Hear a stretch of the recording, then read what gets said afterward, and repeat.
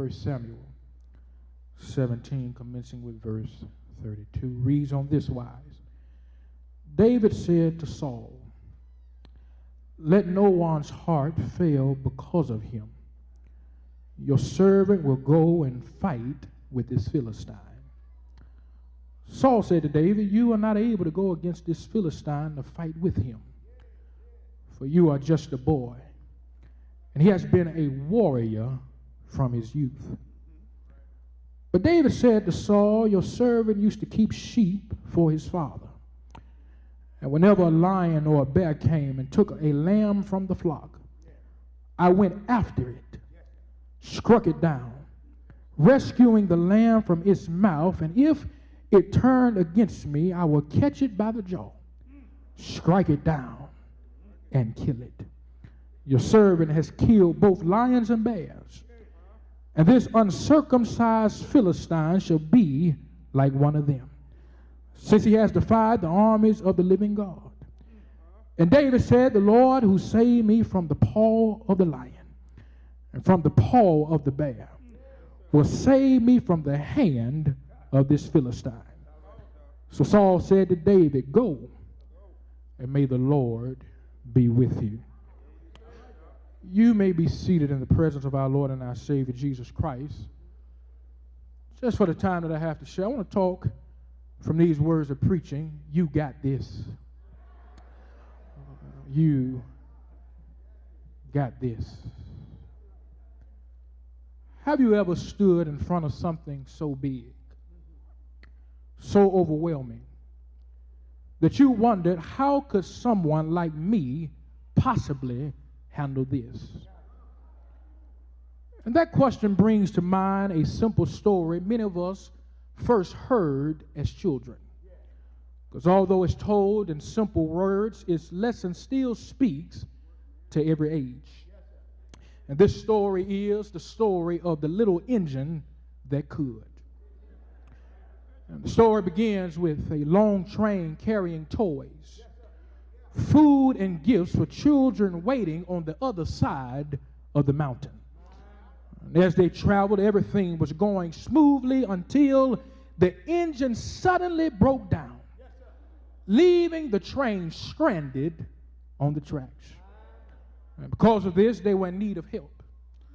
And the toys began to ask passing engines for assistance.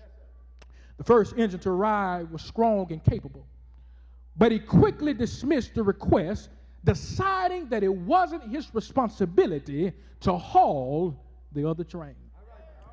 Soon after, a larger train came by, and though he appeared to be even stronger, he refused as well, saying that he was too tired from his last job.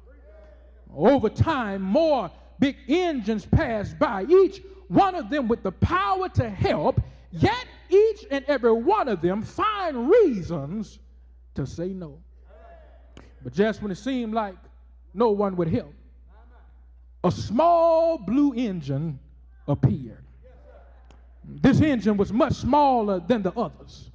It had never pulled a train before, let alone over a mountain.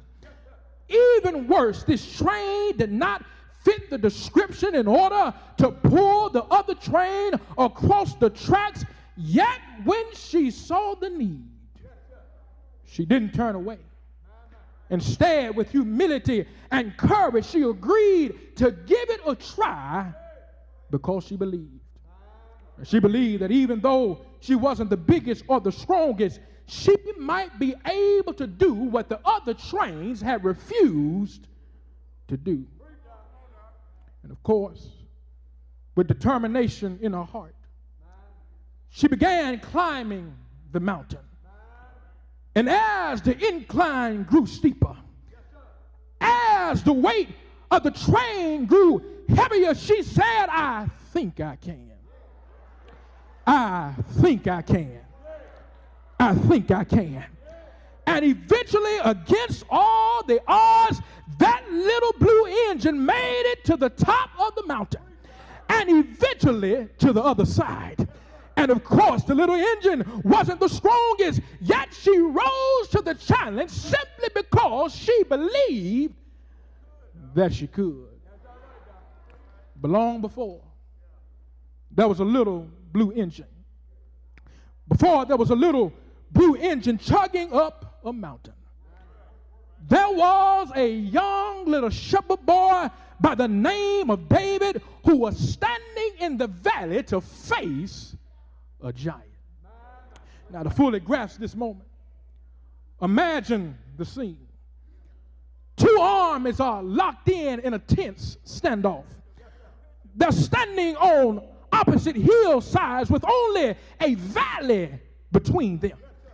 The battle lines are drawn. The weapons are ready, but yet and still no one is moving because they're paralyzed by the fear of this Philistine giant, Goliath. They were afraid. He stood 9 feet tall, 9 inches tall, and day after day he stepped forward with arrogance, taunting God's people and daring someone to step up to the challenge and face him. But even though the challenge was extended, no one moved, proving that every soldier in Saul's army, and even Saul, was a coward.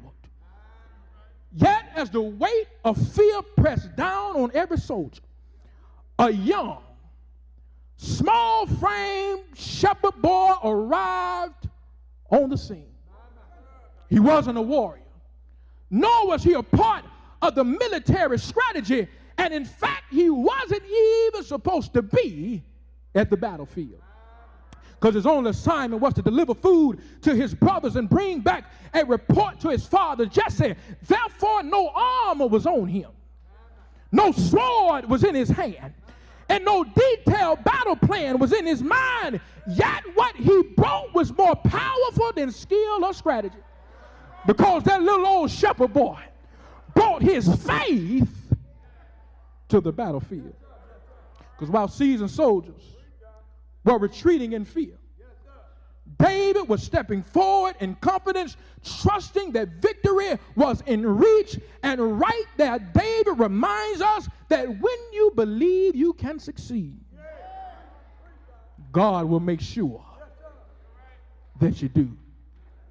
But in order to understand how you got this, number one, you have to understand that there was sovereign orchestration.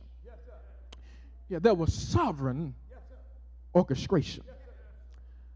The armies of Israel and Philistine faced off in the valley of Elah.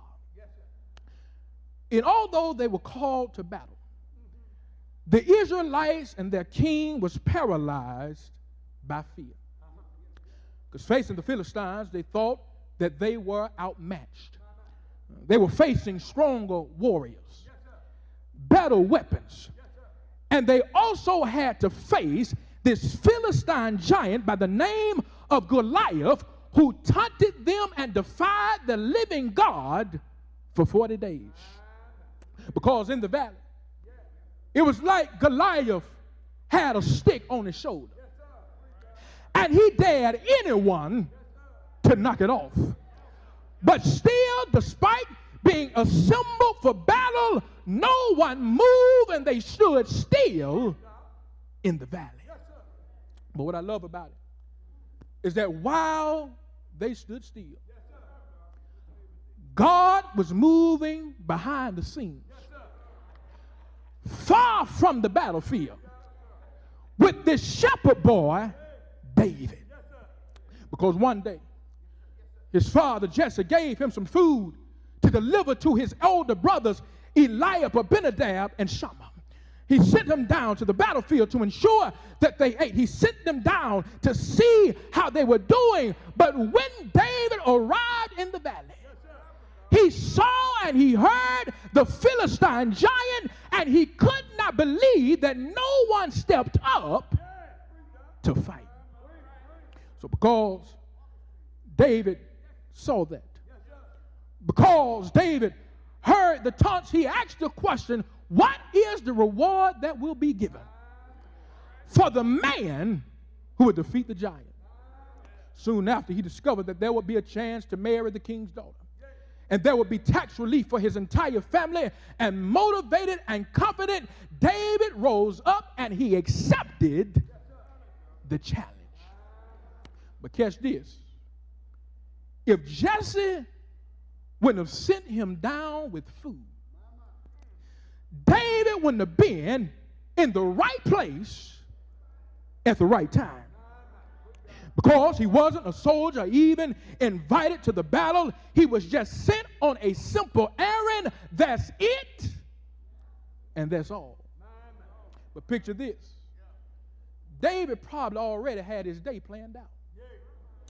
He probably already made up in his mind what he would do for the sheep that day, so he could have said to his father, I ain't got time to be your delivery boy. He could have told his father, I need to focus on my sheep. And in all honesty, if he talked back to his father like that, he could have got popped in the mouth. But despite all of that, what looked like an inconvenience was divine intervention. Because you have to understand that unbeknownst to David, he walked into an opportunity that would change his life forever. And I want you to know this morning. Sometimes what looks like an interruption, sometimes what looks like a delay, sometimes what looks like a detour is God's way of setting you up for the moment you're destined for. If you know me personally, Jerry Gaston, I see you in the back, you know that I don't like Alabama football. I can't stand them. War Eagle.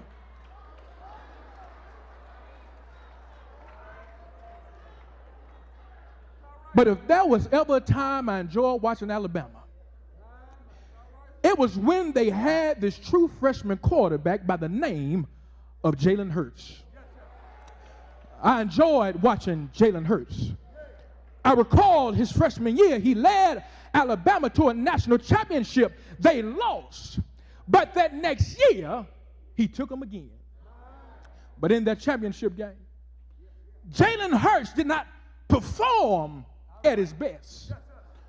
And because it was a big moment, because it was a big game, Nick Saban decided to put Jalen Hurts on the bench. Tua Tagovailoa took his spot. Because that next season, Jalen Hurts sat on the sidelines while Tua Tagovailoa took charge of the offense. So Jalen Hurts stayed there that year as a backup. But the next year he entered the transfer portal. Went to the University of Oklahoma. Had a fantastic season at Oklahoma and became a Heisman finalist. And from there he went to the NFL. And since he's gone to 2 Super Bowls, but here's the shout. It all started with a bench. Because if Nick Saban wouldn't have benched him, Jalen Hurts would have never been able to display his resilience. If Nick Saban wouldn't have benched him, we would have never saw the courage that could be built behind the shadows. If Nick Saban would have never benched him, he would have went from the bench to the big screen. He would have went from humiliation to elevation. If he did not sit on the bench, he would not have went from being counted out to becoming a champion. And could it be that you see yourself in David? Could it be that you see yourself in Jalen Hurts? Because let's be real, we've all had our moments where we planned out every detail of our life. We had our plans, we had our visions, we had our dreams. However, between what you wanted and what God had in mind, he allowed an interruption.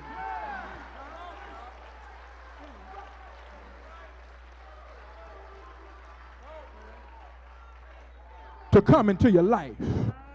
He allowed an interruption when you went through that breakup. He allowed an interruption when you went through that layoff. He allowed an interruption when that door was closed in your face, and at the moment you couldn't see it. But now you see it wasn't meant to break you, but to position you for something greater. You got this. There was sovereign orchestration. But if you want to succeed, if you want to really see that you got this, you have to silence the opposition. You have to silence the opposition. After arriving on the battlefield, David saw an opportunity that others were afraid to act on, and he seized it. However, the moment that David stepped forward in faith, opposition quickly rose up against him. And here's where it hurt. Opposition doesn't always come from your enemies. It don't always come from strangers. It can come from folk that have the same last name as you. It can come from folk who are in your circle. It can come from folk who are the ones that are closest to you, because as David gathered up information, his own brother tried to shut him down because he assumed that David had no reason to be at the battlefield. He said to David, man, you left your duties with the sheep, and all you did was bring your nose and self down here just to see what was going on. But catch this, walk with me, stay with me. It wasn't what David said that caused the problem. It was what his brother Eliab had saw that caused the problem. Eliab saw the hand of God on David. Now let's put our car in reverse. Let's back up a chapter. In chapter 16, at God's instruction, Samuel the prophet had to go down to Bethlehem and meet with Jesse's son to anoint the next king of Israel. And when they first arrived, Samuel was attracted to this young man that looked like a king, who was David's eldest brother, Eliab. But even though he looked like a king, he had the stature of a king. Even though he had the physique of a king, God had to inform him that the heart matters. And now what's on the outside? So because Eliab wasn't chosen, Samuel went through the other brothers. But yet and still, they did not find the king that was chosen. So Samuel said, now, Jesse, do you have any more sons? And in Jesse's mind, he could not fathom the thought that the child he had left behind could be the next king. But Samuel sent for that little shepherd boy. And he probably came smelling like the sheep. He probably had dirt and grime all over his body, but God chose him and anointed him as king. As a result, by the time David made it to the battlefield, by the time he stepped forward in faith, Eliab had already saw that favor was on his life. And because he knew that favor was on his life, he knew that his little brother would accomplish what he did not have the faith to attempt. And I want you to hear me when I say this. Some people don't go against your plans because you'll fail. Some people go against your plans because they know you'll succeed. And if there's one thing I've learned, it's that some people can't stand to see you rise and get above them. It's not because you're trying to outshine them. It's not because you're doing too much. It's not because you're prideful or you're arrogant, but simply because you did not stop where they settled. So whenever you dream big, whenever you cast your vision, whenever you step forward in faith, it's something about the hand of God that's on you that reminds them of their insecurities, because they do not have the boldness to do what you did. Therefore, they'll criticize your vision, throw shade on your plans, and they'll question your motives, because people don't want to see you win whenever their trophy case is empty. So let me bring it to you. You can say, I want to start a business. You can say, I want to go back to school. And they ask you, you really think that's a good idea?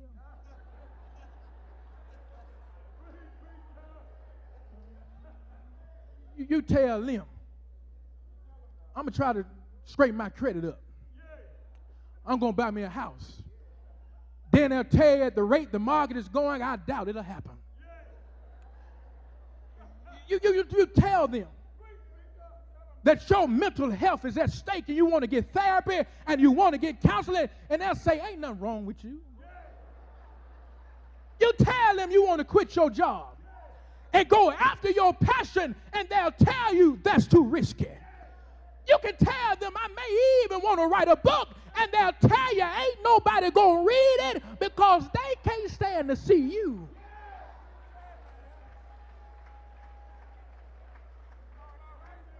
Rise.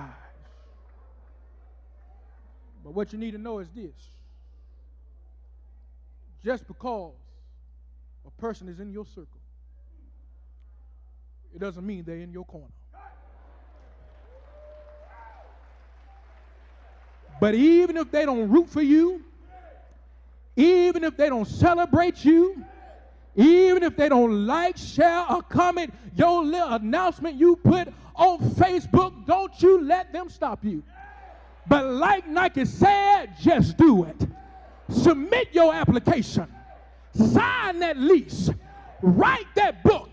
And do whatever it is you made up in your mind to do, because what God has for you, it is for you. So let me tell you this. While they sit stuck where they are, in the prison of their limitations, God is preparing you for more. But David had to deal with his brother. But if his brother wasn't enough, he had to deal with King Saul. Saul said to him, man, you still got Similac on your breath. You ain't got no business being in grown folk business. You need to get somewhere and sit down. But even though David was young, even though he was overlooked, even though he looked unqualified, the hand of God was still on him. And I want to encourage our young people. God doesn't have to wait until you get your Social Security check. God doesn't have to wait until your hair turns gray. God doesn't have to wait until you get your retirement. He doesn't have to wait until you have grandkids to use you, but he can use you right now at your age. But here's the catch. In order for God to use you, you have to be willing and available. And the problem with a lot of our young people is that they limit their availability to be used by God because they're too busy trying to be something that they're not.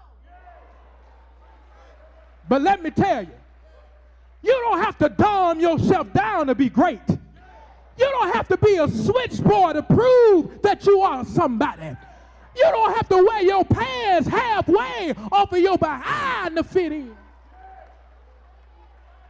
But if you make yourself available, God is raising up a young generation. If they step up and stand out. And seasoned saints, let me get to you too. Don't you be like Saul. Let me say it again. I said, don't be like Saul. Because whether you know it or not, we have a responsibility to pour into our young people. Stop telling them that they ain't nothing. Stop telling them they're just like their no good daddy. Stop planting those seeds in their mind, but start pushing them. Start encouraging them, because they might be your next pastor. They might be your next mayor. They might be your next president. They might be your next teacher, because one voice,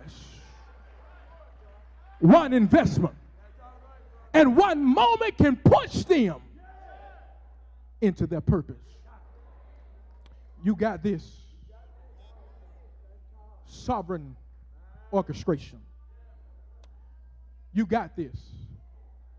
Silence the opposition. But if you really want to be able to say, you got this, you have to see the outcome. Yeah, you have to see the outcome. Against all of the odds, his youth and the doubts that surrounded him, David still committed himself to the battle. Now, without armor, without any superior weapons, he stepped forward with confidence in the one who had always been with him. Because keep in mind that I said that there was sovereign orchestration. That means God put David where he was for a reason. But you have to know that wherever God guides, he'll provide what you need. But in David's case, it all started in the pasture when he tended to the sheep. Because as David cared for the sheep, he said there would be times when bears and lions would attack my flock. And in a heartbeat, he would chase after the predator. He would grab it by the beard, strike it, and kill it to protect what was his. But know this. Every lion and every bear set him up for the giant. Now, this means a lot to me, because imagine if David thought that his work did not matter. Because back then, shepherds weren't held in high regard. The job was usually meant for those who were pushed to the margins of society and overlooked. And even worse, the handling of the animals all day made them to be stigmatized as ritually unclean. So what if David said, this is beneath me? What if David said, well, if I let the bears and the lions take away my sheep, I will no longer have to carry out this duty anymore?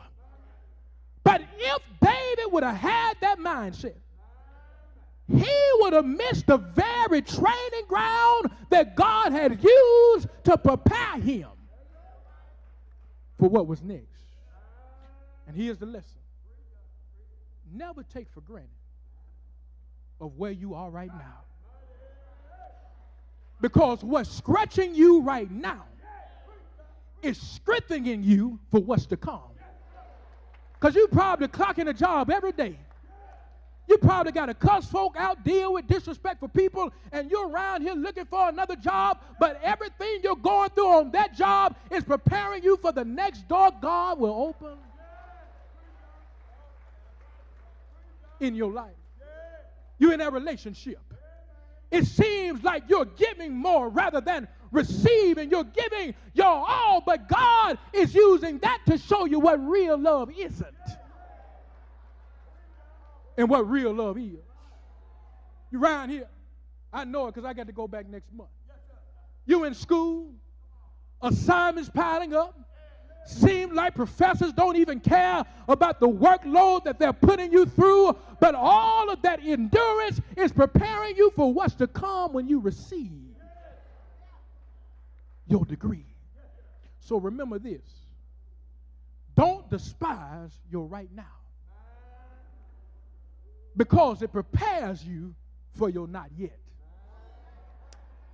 And even though the moment looks small, it's a part of something that is big, because when you can be faithful in the pasture, God can trust you with the giant. But I got to go on. But what grabs me about David is that he had already won the battle before he had even threw the stone. David did not wait to see victory, but he walked into the battlefield with it already in his spirit. And can I tell you, some battles are not lost after the fight, but you can lose some battles before the fight. And looking at David, we begin to understand that how you go into the battle determines how you'll come out of the battle. And here's the part that'll preach all by itself. You don't have to wait until the battle is over, but you can speak victory right now. Have I got a witness? Because you probably just filled out the application. You probably haven't even been called back for an interview. But you can go ahead and claim that you already got the job. Have I got a witness? You just received your acceptance letter in the mail. You haven't even registered for a single class.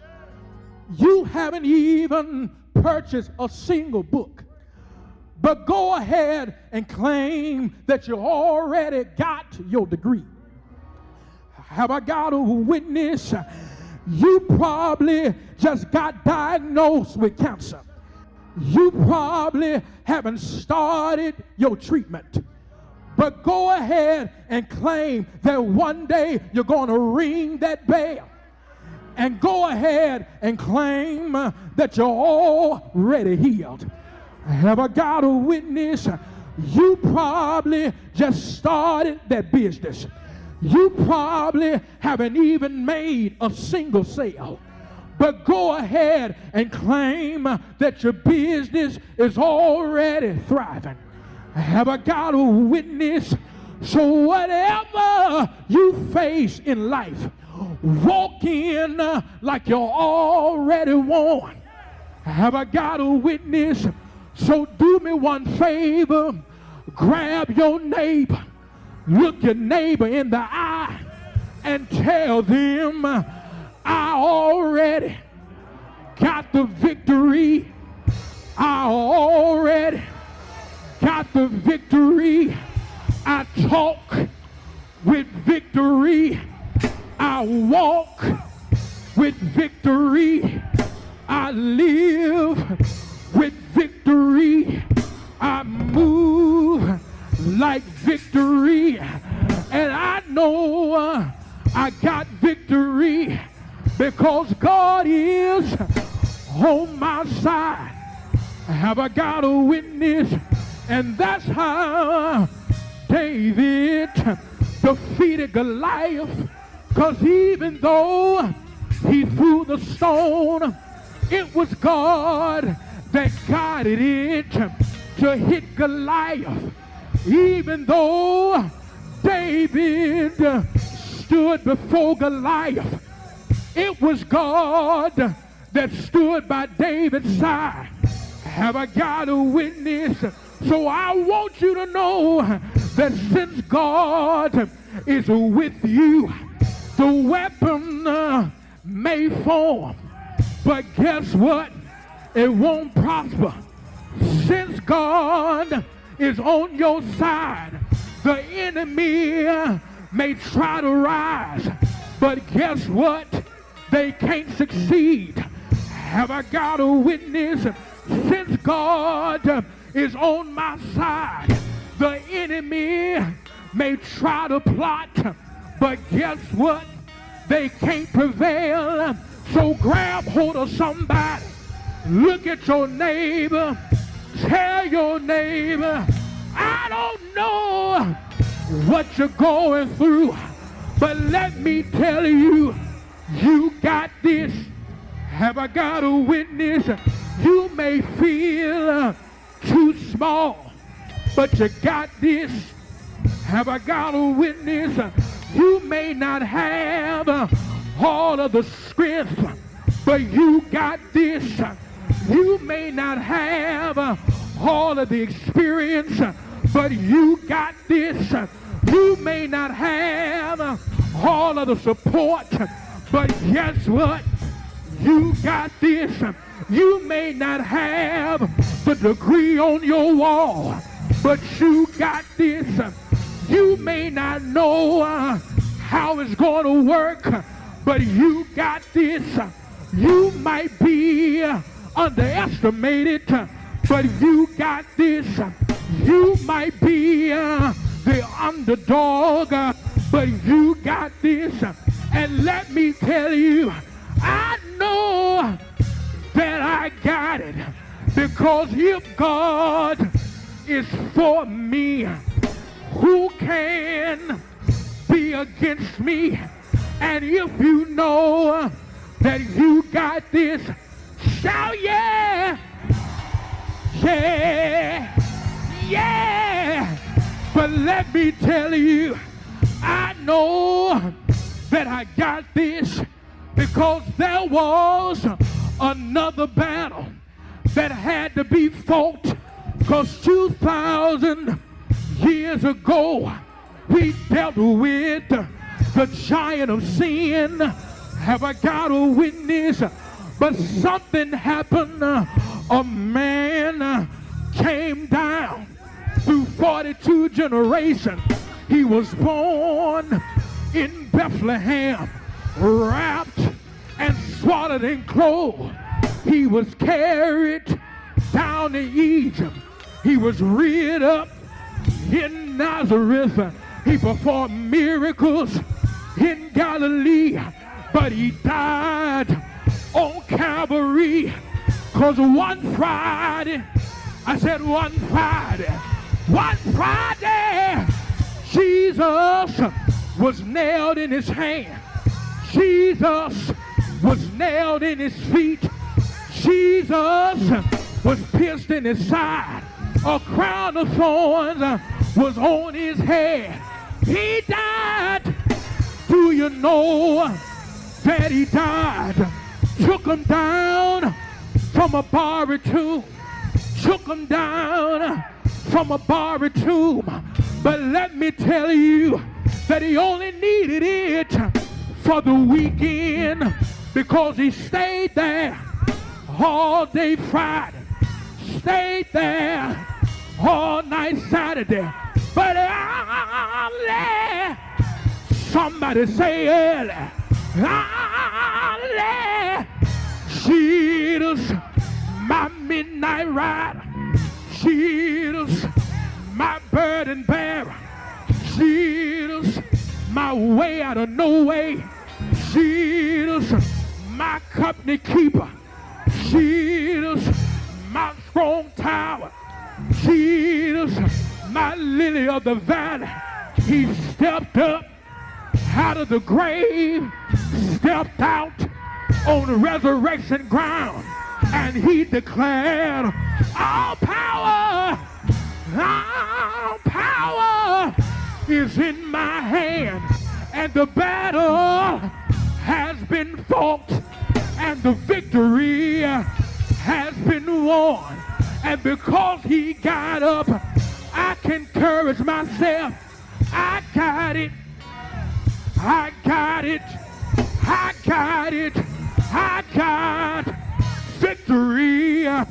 Victory in Jesus.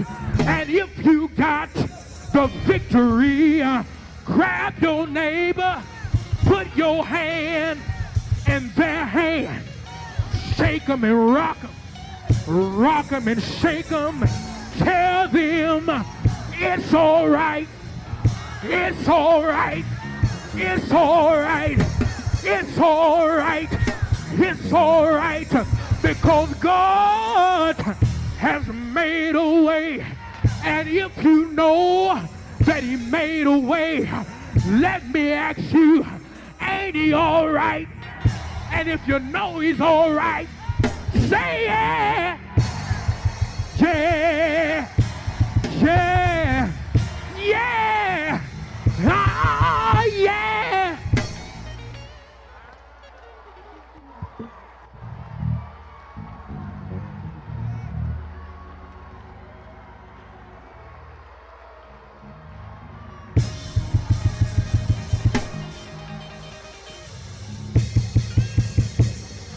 Ain't he all right? Ain't he all right? Ain't he good? Ain't he good? Ain't he good? Ah, ain't he all right?